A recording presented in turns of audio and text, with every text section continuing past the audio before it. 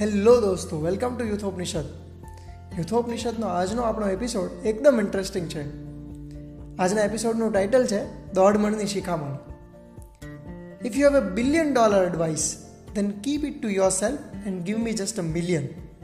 Because people need your help, not just advices. જી હા દોસ્તો, યંગસ્ટર્સને દોઢ મણની શિખામણ આપવા માટે બધા તત્પર હોય છે, પણ એમાંથી જરૂર પડે ત્યારે મદદ કરવા કેટલા તૈયાર થાય છે? તમે કરિયર ચૂઝ કરતા હશો તો 50 માણસો આવીને તમને સલાહ આપશે. ફલાણા ભાઈના છોકરાએ તો સાયન્સ લીધું અને અત્યારે જો ડૉક્ટર બન્યો કે એન્જિનિયર બન્યો. કોઈ સલાહ આપશે કે કોમર્સ જ લેવાય. ફલાણા ભાઈના છોકરાએ કોમર્સ લીધું હતું તો જુઓ CA થઈ ગયો. કોઈ સલાહ આપશે કે કોમ્પિટિટિવ એક્ઝામ આપીને સરકારી નોકરી લઈ લેવાની, પછી કંઈ ટેન્શન નહીં અને લીલા લહેર.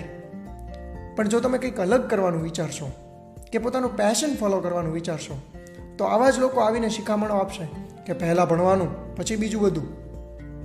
તમે મ્યુઝિક, સ્પોર્ટ્સ, સ્ટેન્ડઅપ કોમેડી કે બીજા કોઈ પણ ક્રિએટિવ ફિલ્ડમાં કરિયર બનાવવાની વાત કરશો તો એ લોકો તમને હતોત્સાહિત કરી મૂકે એવી શિખામણો આપશે. જરા તારા ફેમિલી સામે તો જો, તારા મમ્મી પપ્પા આટલી મહેનત કરે છે અને તું ભણવાની ના પાડે છે. અને આવી એક ધારી શિખામણોના ભાર નીચે દબાયેલો યુવાન ન તો પોતાના એકેડેમિક કરિયર પર ધ્યાન આપી શકે છે કે ન તો પોતાના પેશન પર. ન જાણે કેટલા પ્રતિભાશાળી યુવાનોના કરિયર્સ પર આવી દોઢ શિખામણોના કારણે પૂર્ણ વિરામો મુકાઈ ગયા હશે. ઉંમરના એક તબક્કે તમને લગ્ન કરવા માટેની શિખામણોનો મારો શરૂ થઈ જાય. યુવાન હજુ પોતાના પગ પર ઊભો ન થયો હોય ત્યાં એનો પગ ખેંચી દેવાના પ્રયત્નો શરૂ થઈ જાય. અને પૂછવામાં આવે, હવે ઘોડે ચડવાનો વિચાર ક્યારે આવે છે? અથવા યુવતીઓને પૂછવામાં આવે, દીકરીઓ બહુ વધારે ભણવાની શી જરૂર છે? ઉંમર થાય એટલે સારું જોઈને પરણી જવાય, મા બાપનું ટેન્શન ઓછું થઈ જાય ભાઈ. આવી બધી શિખામણો મળવાનું શરૂ થઈ જાય. જો કોઈ પોતાનો ધંધો બિઝનેસ શરૂ કરે તો એ યુવાનોને ફલાણું નહીં ને ઢીકણું કરો તો વધારે સારું રહેશે. ફલાણા ધંધામાં ખૂબ પૈસા છે, આવું તો કંઈ કરાતું હશે, આનું તો કંઈ માર્કેટ જ નથી ને, ખોટો ધંધો પસંદ કર્યો છે, એના કરતાં પહેલો ધંધો કર્યો હોત તો ખૂબ સારું ચાલત. પણ આવી શિખામણો આપતા લોકો પાસે જો મદદ માંગીએ તો એમના મોઢા બંધ થઈ જાય. એટલા માટે જ કહું છું કે યુવાનોને તમારી શિખામણો કરતાં તમારી મદદની વધારે જરૂર છે. એમને સમય કે પૈસા ન આપી શકો તો કંઈ વાંધો નહીં, હિંમત જરૂર આપજો. જરૂર પડે પડખા ઊભા રહેવાની તૈયારી બતાવો.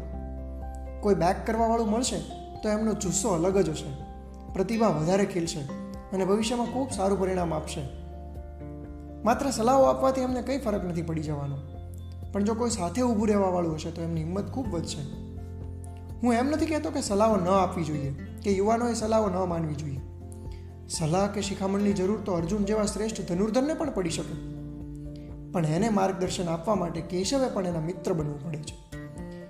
એની સાથે ઊભા રહેવું પડે છે, એની આગળ ઊભા રહેવું પડે છે. માટે શિખામણ આપો તોય મિત્ર બનીને આપો.